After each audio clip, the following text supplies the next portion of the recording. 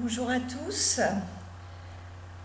Alors nous continuons bien sûr notre découverte quotidienne des psaumes et aujourd'hui le psaume qui nous était proposé était le psaume 20 que nous avons déjà étudié ensemble. Alors j'ai choisi de vous présenter, de vous proposer un autre psaume que j'aime personnellement beaucoup qui est le psaume 121. C'est encore un psaume dit des montées, donc c'est psaume de pèlerinage. Et bien sûr, c'est toujours à l'aide des commentaires des pasteurs Maillot et Lelièvre et du Père Vesco que j'ai mené pour vous cette étude et nous le découvrirons ensemble. Donc je vous invite à lire ce psaume 121, donc 120 dans les traductions catholiques. C'est donc, vous l'aurez entendu, un psaume de confiance, un psaume que nous utilisons assez fréquemment, je dois dire, au cours des obsèques et tout particulièrement au cimetière. Et ici, en Corse, tout spécialement, il parle à nos cœurs. Je lève les yeux vers les montagnes, d'où me viendra le secours. Vous imaginez bien que ça nous rejoint directement. Alors à cette question rhétorique que se pose le psalmiste au verset 1, eh bien il répond lui-même par une affirmation de confiance en ce Dieu créateur, et ça c'est au verset 2. Et le psaume se poursuit comme un dialogue. Alors poursuit-il son dialogue intérieur ou bien peut-on y voir l'intervention d'un prêtre au seuil même de son départ, donc pour le pèlerinage, et ça ce sont les versets 3 à 8. Le verbe arriver fait inclusion, c'est-à-dire qu'on le trouve au début et à la fin. L'arrivée de l'aide divine assurera l'arrivée du psalmiste. Yahvé est 5 fois nommé dans ce psaume, qui pourtant est court. Cela en fait bien sûr le personnage essentiel de notre prière. Dans les versets 3 à 8, le verbe garder revient 6 fois. On peut reconnaître dans ce psaume deux parties, donc du verset 3 au verset 6, c'est la garde de Dieu qui empêchera le psalmiste de chanceler, et du verset 7 au verset 8, elle le gardera de tout mal, perpétuellement.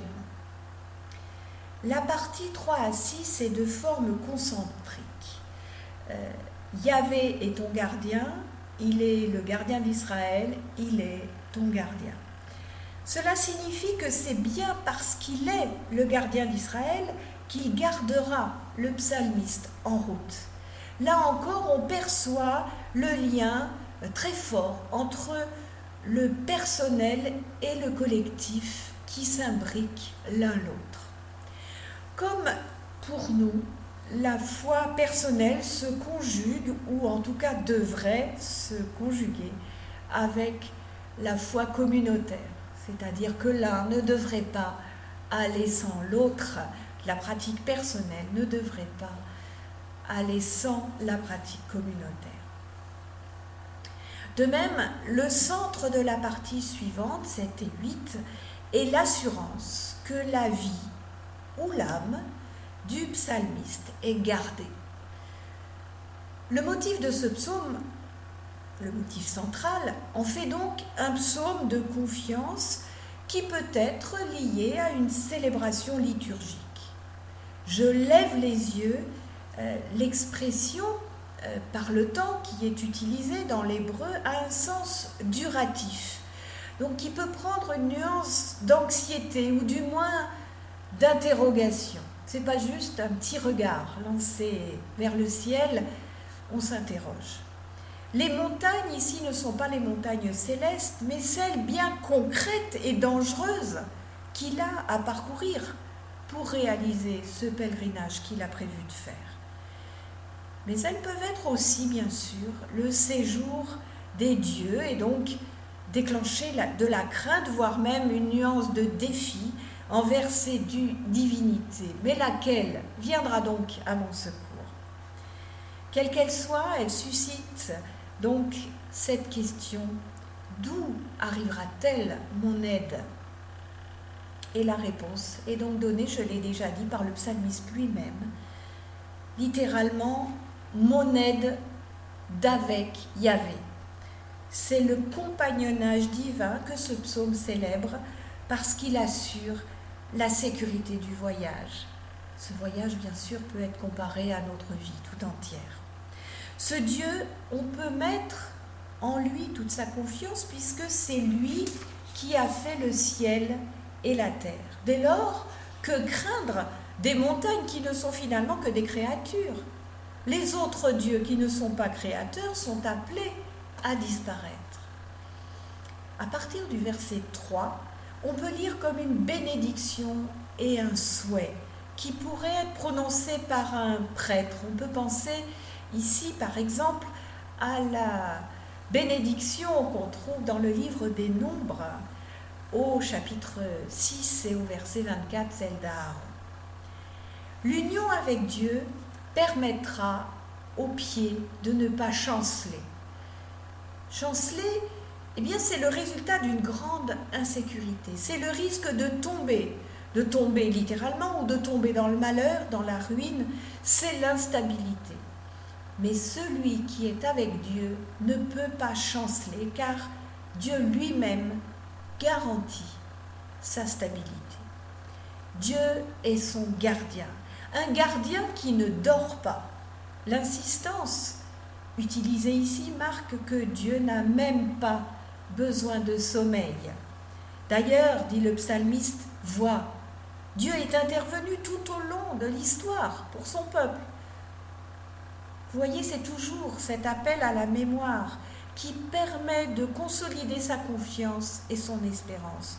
Dieu est déjà intervenu dans l'histoire et il recommencera. C'est la conviction profonde du psalmiste. Dieu est l'ombre du psalmiste. Il le protège et ne le quitte pas. Il s'identifie à son ombre. À sa droite, c'est littéralement sur ta main droite. Alors, à gauche, c'est le bouclier, l'arme est à droite. Donc, c'est le côté qui n'est pas couvert et qui a besoin de protection. C'est là, donc, où se place le protecteur dans un combat ou le défenseur dans un procès. Et c'est en plus le côté noble. L'ardeur du soleil, elle, peut avoir, on le sait, des effets néfastes, mais Dieu est là, qui l'en protège. Il intervient donc sur tous les dangers potentiels et même sur les dangers de la lune. La clarté de la lune, en effet, était réputée nuisible. On lui attribuait même les crises d'épilepsie. Les Babyloniens attribuaient à la lune le pouvoir de donner des maladies, comme la lèpre, la malaria par exemple. Jour et nuit, soleil et lune sont des binômes de totalité pour signifier que Dieu protège tout le temps le psalmiste. On l'a dit, il ne dort pas. Le mal dont Dieu protège le psalmiste peut prendre toute forme, toutes sortes de mal, physique, moral, le malheur, les mauvais traitements, la détresse, les mauvais propos, etc. J'en passe. Il peut être aussi le mal subi, mais celui auquel on s'adonne. Ceci est important à noter, c'est finalement le « délivre-nous du mal » du Notre Père. Mal subi et mal commis. C'est ce que Lita Bassé, théologienne protestante suisse, appelle le mal-malheur. Il n'y a pas, donc d'un côté les bons et les méchants, il y a des humains infaillibles et lucides devant Dieu. Dieu libère le psalmiste, il le met à l'abri. Ainsi, l'homme est inébranlable grâce à son union avec Dieu. Ta sortie et ton arrivée, cela signifie toutes les activités humaines et correspond finalement à toutes tes allées et venues. Cela peut viser ici aussi le départ et l'arrivée du pèlerinage à Jérusalem. On peut y entendre aussi le début et la fin de la vie, dès maintenant et à toujours, c'est-à-dire continuellement.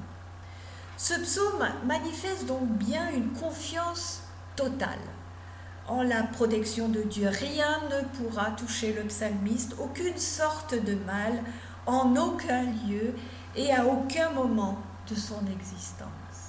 Quelle belle confiance qui s'exprime ici. Être avec Dieu garantit donc de tout danger.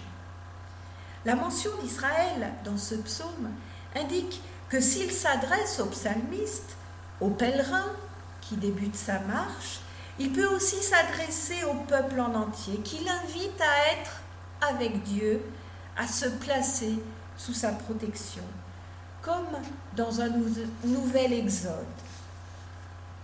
Encore une fois, il est impossible ici d'opposer une interprétation individuelle du psaume avec une interprétation collective. Il est aussi parfaitement intemporel. C'est pour ça que nous pouvons l'utiliser, le prier, encore nous, aujourd'hui. Individuellement comme collectivement, se placer sous la protection de Dieu, c'est être avec lui. Et dans l'autre sens, sa protection, c'est d'être avec nous au plus près, comme notre ombre. On pense à Emmanuel, hein, Dieu avec nous, donc cette incarnation qui fait que Dieu est effectivement venu à nos côtés pour être avec nous. On peut noter qu'un midrash, un commentaire rabbinique, présente ce psaume comme exprimant les sentiments de Jacob fuyant Ésaü. Vous voyez qu'il peut s'adapter donc à toutes les situations de nos vies, les situations les plus personnelles, les plus familiales, les plus intimes, comme toute autre situation. Alors, moi ça m'évoque évidemment ces versets de Paul dans l'Épître aux Romains, lui qui savait, de par les nombreuses difficultés rencontrées dans sa vie, il savait parfaitement de quoi il parlait quand il écrit « Oui, j'en suis sûr, rien ne pourra nous séparer de l'amour que Dieu nous a montré dans le Christ Jésus, notre Seigneur. Ni la mort, ni la vie, ni les anges, ni les esprits, ni le présent, ni l'avenir, ni tous ceux qui ont un pouvoir, ni les forces d'en haut, ni les forces d'en bas, ni toutes les choses créées, rien ne pourra nous séparer de l'amour de Dieu. » C'est sur cette affirmation magnifique que je vous laisse aujourd'hui et je vous dis bien à demain pour un autre psaume.